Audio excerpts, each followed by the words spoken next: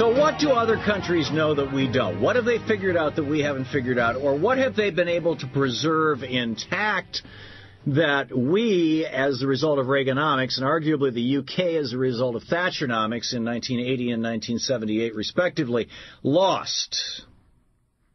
Stephen Hill is on the line with us. He's the author of a brilliant new book, Europe's Promise, Why the European Way is the Best Hope in an Insecure Age, out in paperback now. Also a recent article in The Nation, April 21st, 2010, Europe's Answer to Wall Street, which is basically an excerpt or an adaptation from the book. Stephen Hill, welcome to the program.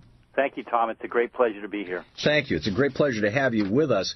You talk about practices in Europe, business practices in Europe, that are so different from what we have here in the United States that most Americans would not even recognize the names of things like co-determination, supervisory boards, and work councils.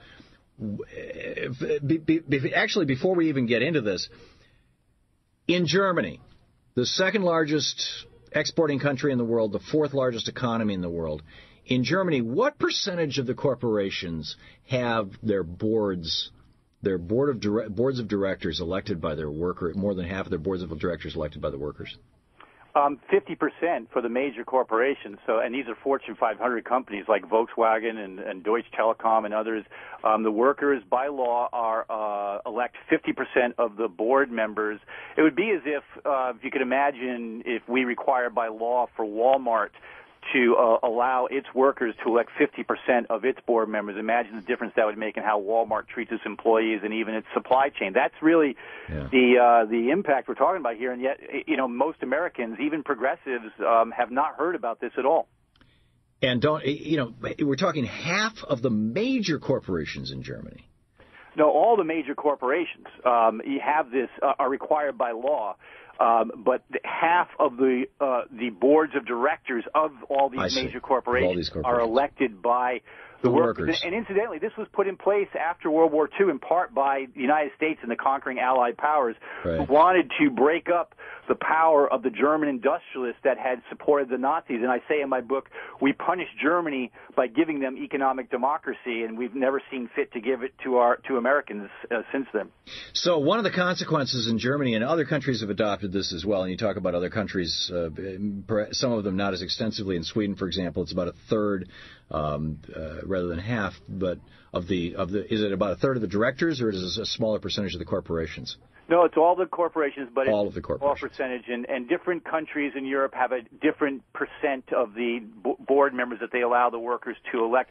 But in general, what it's created in Europe is what I call a culture of consultation, in which the workers and the employers and the business owners, they have to much more extensively confer with each other and figure out how they're going to move the business forward together instead of just dictums from on high, layoffs by the millions as we've seen in the United States. This is part of the reason why in Germany they actually have not seen an increase in their unemployment during this economic crisis, even while it's more than doubled in the United States, because as a result of this culture of consultation, they decided to cut back everybody's work time a little bit. So instead, if you're working 100%, you went to 90%.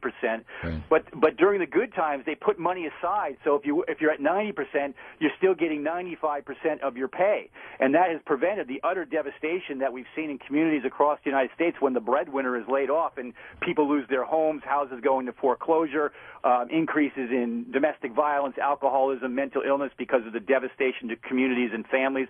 That's what we've seen in the United States, and they pretty much have avoided that in Germany and other places. Well, and not only does it avoid all those economic or all those social ills, but economically, if working people are, even if they're working a little less, if they're still getting a paycheck, they're still consuming. And if they're still consuming, they're still producing demand. And if there's still demand in the economy, then there's a need to fill that demand, which is business. And so the economy doesn't crash. It doesn't go into the downward spiral like we went into in the 30s and like we're in right now. Exactly correct. And not only that, you keep your workforce intact, so when the recovery occurs, you're then ready to go as a business, whereas in the United States, many millions of workers have been laid off, and they're just not in the mode now of being, of working. And so you avoid that kind of thing as well. And yet when Larry Summers, who is one of Barack Obama's closest economic advisors, was asked, why doesn't the Obama administration, why does the United States try some version of this short work, as it's called,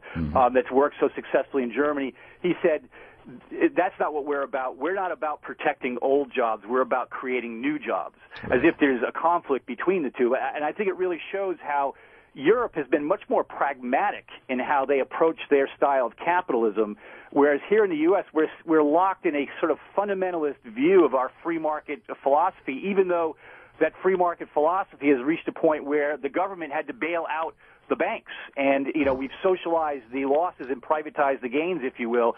That's what. Well, not just the banks. We also bailed out our largest automaker. Exactly right. And so, our free market philosophy doesn't even match up to our ideology, and yet we still insist that somehow we've got to follow that in a very fundamentalist way instead of being more pragmatic about helping people. We're talking to Stephen Hill. He's the author of Europe's Promise, Why the European Way is the Best Hope in an Industrial Age. A recent article in The Nation magazine, Europe's Answer to Wall Street, by Stephen Hill. And first of all, is the UK are they the outlier in Europe as a result of Thatcheronomics? This is certainly my sense of it, but I don't. You're the guy who actually did the research on a country-by-country basis. Well, certainly there's differences within Europe from country to country, just as there are in the United States. California is certainly not like Mississippi. Oregon is not like Alabama. Right. And you see that in Europe as well. And so you could certainly say that in some ways the UK is more American-like in their approach, for example, as you mentioned, Thatcheronomics, which more boosted the financial industry, both as a percent of GDP as well as a percent of corporate profits, just as we did here in the United States. And as a result of that, Britain has been hurt quite a lot by the collapse of the financial industry. Well, and plus one of the first things she did in 79 when she acquired the prime ministership was bust the largest union in the country, which is the coal workers union. And Ronald Reagan, one of the first things he did in 81 when he became president, was to emulate that and busting PATCO as a way of declaring war on organized labor. And instead what's going on in Germany is that organized labor is actually embraced by both government and industry.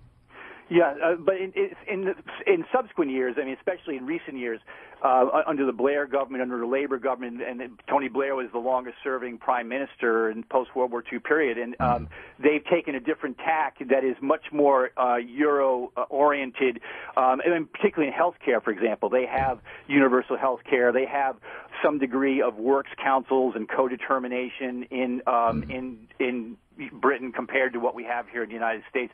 They spend a lot more on child care, and their university education is higher than other places in Europe, but it's a lot less than it is here in the United States. So in many other ways, Britain is completely a part of the European family, much more than it is a part of the American transatlantic relationship. Right. It's sort of betwixt and between in certain ways. In the half minute or so we have left, Stephen Hill, author of Europe's Promise, the website europespromise.org, by the way. How do we wake Americans up to how this is happening? I mean, we haven't even had an opportunity to get into, and unfortunately we won't, things like co-ops. Louise and I were at Mondragon in Spain just a few months ago. But how do we wake Americans up? Well, I think now's a good time because of the economic crisis and making Americans see that there are other development models. I mean, really what my book, Europe's Promise, is about is it's the story of post-World War II Europe and how it's transformed itself from a place of military warring nations that it had been for centuries to a place where it's a model for how a modern economy can develop itself and take care of its people and do it all in a way that's as environmentally sustainable as possible. Europe's ecological footprint is half that of the United States for the same standard of living. And so absolutely. We need to learn from this. Stephen Hill, the book Europe's Promise, the website europespromise.org, and The Nation, Europe's Answer to Wall Street. Thank you, Stephen. Thank you so much, Tom.